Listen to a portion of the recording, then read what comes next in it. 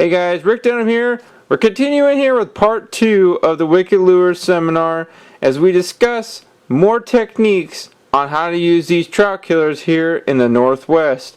A lot of good information to come, so stick around and enjoy the show. Something else that I've been doing a whole lot more is kind of adding to what James has talked about, but in a different way. I usually am fishing lakes that are multi-species.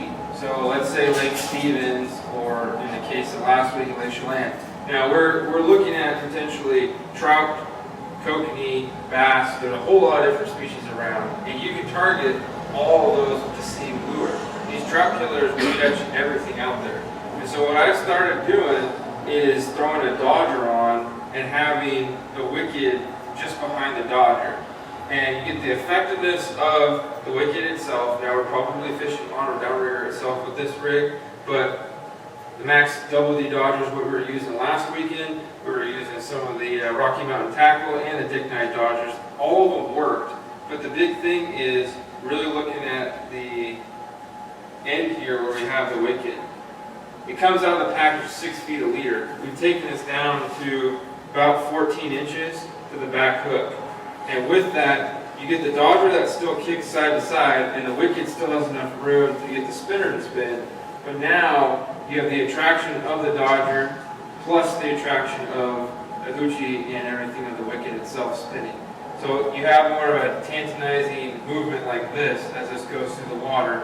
You're going to find a lot bigger trout are going to come on this setup that I've found in those multi-species lakes.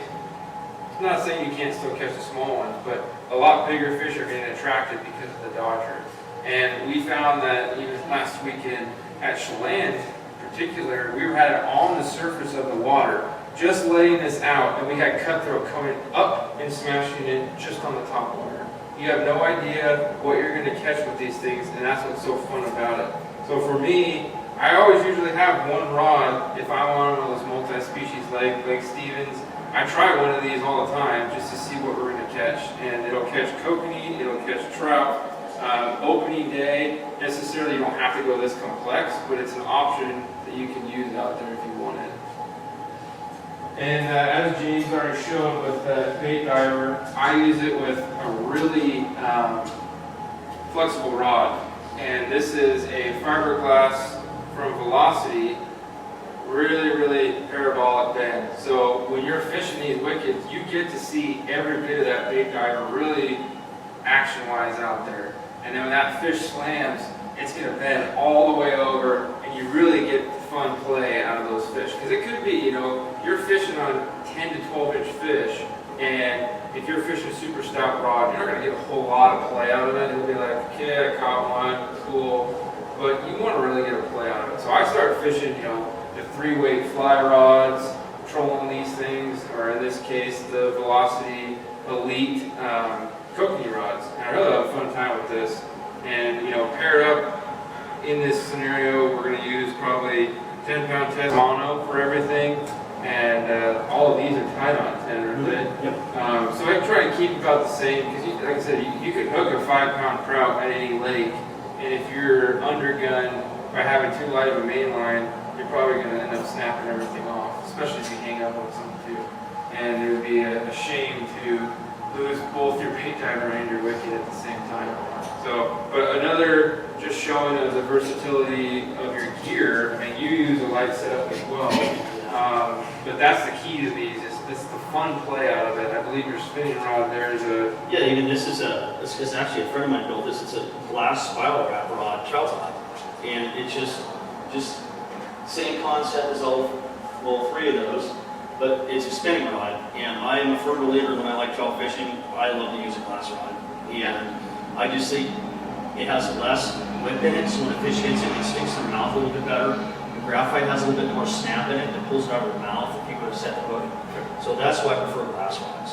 Right, so those fish are going to snap at it. They're pretty much hooked the first time. So having that glass rod gives you a play on a bigger fish and gets to keep some of those smaller ones hooked up, because they're generally, you could have fish that are light biters. You never know what day-to-day happens, but you can get more fish to the boat with a lighter rod than you will fishing a big tuna stick. But Absolutely. It's just, that's part of the fun. And you know, opening day is all about going out for kids and getting new people into fishing who haven't done a whole lot and want to put fish on the bank. Now, the next part that I'll talk about really plays to the bank guy, because we've talked about trolling. And it's great if you have a boat, but a lot of people frankly don't.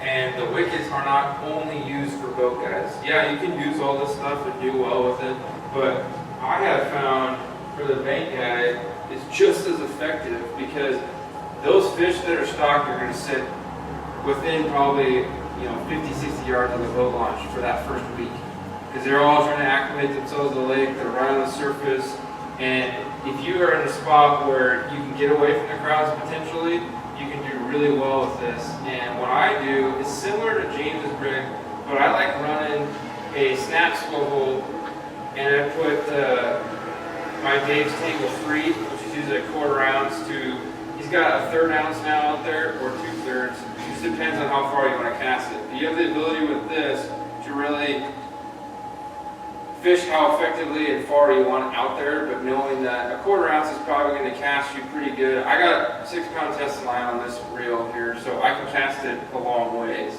from the shore. And I've shortened my leader up to about 3.5 feet. And the real key, because trolling, all you're going to do is just let the line out and keep enough tension that it goes out. Casting, though, with the wicket, because the wicket itself does not have any weight. All you have are some stack beads inside of that, nothing else. So when you're casting that, your weight's going to go land first, but you have the potential for it to hang up on itself. So the key is when you're casting, you fling that thing out there, and just before it hits the water, you flip over your bail. And what that does is it allows the wicket to turn over itself and flip down. And it really helps. You showed me that. We were fishing salmon last year. It took a little bit to get used to it, but when you start to see, just by closing the bail just before it lays itself over, and you're immediately fishing effectively. Yeah. And they hit on the drop. Yep. I mean, that's really common with these, with salmon. You know, casting like that and stopping, put your hand over the bail so you flip that naturally out there. And we've had so many times where it just starting to flutter and go down, and I'm just getting one crank over and wow, Cole will come up and grab it, Kings do it, and it's really, to me, that's the only way. And I'll pass this around so you guys can actually see, but this is what I'm going to be using tomorrow, just right off my belly load. But really, I mean, the effectiveness of all that, and James likes to run them straight with just those single hook that comes in the package. I like to change it up and add a second hook in that, and it's so easy to do because these are tied on good leaders and everything else. I just pull the whole entire spinner off, and then just slide the second hook down, do another egg loop knot, which then I'll have double hooks on, throw everything back down the leader, you're set to go. It's really easy to do, and you can definitely increase your strike to land ratio, but sometimes you don't even need to. Those fish are so aggressive half the time that just the single hook by itself will be enough. And it's been so much fun fishing these of late, because you're really finding so many fish that are jumping all over. And our lakes, these fish are very hungry because they're just getting released. They're going to be really snapping at anything you throw at them. And these wickets are really a game changer because nobody else is throwing them. It's just getting out there with these trout killers, and really having one of those in your tackle box is going to make you outfishing everybody else. And make you a better fisherman. Yeah, Without a doubt. And which I think too should be made mention. We talked about bait. What's really nice about these is you can throw scent on them. You don't have to just have a worm and deal with that. A lot of people don't want to deal with bait. I forget it in a boat and shoot next week. I'm like, what the heck stinks? And I got rotten worms in the back of my tree. You don't need to deal with all that. There's a company out there called A&N Sporting, and I'm pro staff with them as well. And these are, I think, my favorite thing out there on the market. It looks like a chapstick tube, but it's fishing scent. And no joke, it is as potent as it can possibly be, so don't try and mistake it for chapstick. Seeing friends do that, and that's pretty funny. But all you need to do is just put a little bit of this on the back end of the tentacles of the wicked squid, and you have enough scent, and it stays on it all day long. I mean, just to change it up, because we talked about sometimes the bite's going to get slow. You may have 100 boats on your lake, And yeah, fishing may be good first thing, but once the sun hits the water, you get more pressure, people are going to keep coming in, bite could die off. The change factor could be, okay, now I add the bait diver on it, still not doing it, okay, let's add a little bit of scent. And these scent sticks come in about every flavor you can think of. But really what I found for trout, this night crawler and crawfish flavor has been my go-to of late. We did really well with this over east, but any lake has crawdads in it. Every trout loves a night crawler. You combine the two, I mean, it's just an added scent factor to it, and you really can't go wrong just doing that. But keep in mind, because you add scent to any lure, it does count towards your limit if you release a trout. So there will be game wardens out there looking at you guys and watching. If you're just catch and releasing a bunch of them and you're using scent or you're using bait, they're gonna bust you. So just be cautious of that. But yeah, I mean, I really think, you know, for you guys, it's something cool to try if you haven't done it. If you've done it before, there are some new ways to go about doing it, and we'd love to talk more if you guys have any questions, so let us know. Pretty easy. Yeah, pretty easy to fish them. It doesn't take a rocket scientist to figure them out. Nope. You know? And that's what's so much fun. I mean, I think they've really made an emphasis, and I don't know, Danny, if you've seen it as well, the stockings of late, they're trying to get these fish a little bit bigger. Absolutely. So you're looking at fish that used to be 8 inches, maybe 9, are now sitting at 10 to 12 inch mark on average. And then they're starting to try and throw in a few jumbo trout in the mix, or just pound and a half fish, so you're 15, 16 inches. That really is what makes it fun. And when you get out to opening day, it's gonna be crowded, so just be aware you're gonna be already fighting the crowds, and you know, just have fun. That's what it's all about. Take your kids if you have them, go out with somebody who's never been fishing. This is where you can expose people and get them hooked on the sport. Just like we have salmon seasons that do the same thing, opening day is the big one for getting new people involved. And there's so many lakes that we have around that can do that for you. So get out there and enjoy yourselves in the water. And if you want to, pick up a couple wickets and see what you can do. So. Yeah, and like I say, you can, you know, these are brochures. This is, you know, there's 6 or 7 different ways that you can fish this lure. Take one home, learn it, you know. Also, you can go to wickedlures.com and watch the video how I set them all up for salmon and steelhead. And, you know, it's pretty, it's probably one of the most versatile spinners I've ever seen. And just the fact that you can use it in so many different ways. And like I said, once again, it's up to the fisherman. It's up to you how you love fishing. That'll work. And you can, that's what's so fun about these is, I sit there at night and go, oh, I didn't think about that.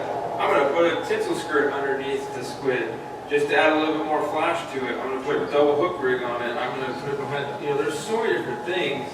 That's what being a fisherman is all about. You're just tinkering with your tackles, come up with your own idea. Next thing you know, you may catch more fish because of it. So I have actually a few things for you guys that attended today, just as a thank you. I know it's a busy day, it's a Friday night, but we wanted to really say thank you, and I believe Danny may also have a few other things for you guys as well. But we just want to say thank you for coming out, and thank you to Doug's and Danny for trying to put this together, because it's great to be able to expose people to more of this. And I really think, you know, for everybody out there, that this is the type of things you guys want to get started in and really try. And I can't thank you enough, James, for what a great product you have and getting us into fish. I'm glad to have you on the team. Yeah. Thanks, Glad to be guys. part of it. Thank you. Thank you. You have any questions, anything like that? You know? No? Good? I think they're Pretty easy. self-explanatory. I think it's pretty easy. Yeah, it's pretty easy. Just go out, and like I say, you need to have one. Everybody needs to have one of these arsenal weapons. It's just you need to. If you're going trout fishing, you're really doing yourself an injustice if you don't have one. You know? But Yep. well, cool. Thanks again. Thanks again, Danny. Thanks, Dan. Appreciate it. You know, appreciate you guys for coming out, and good luck tomorrow. Yeah.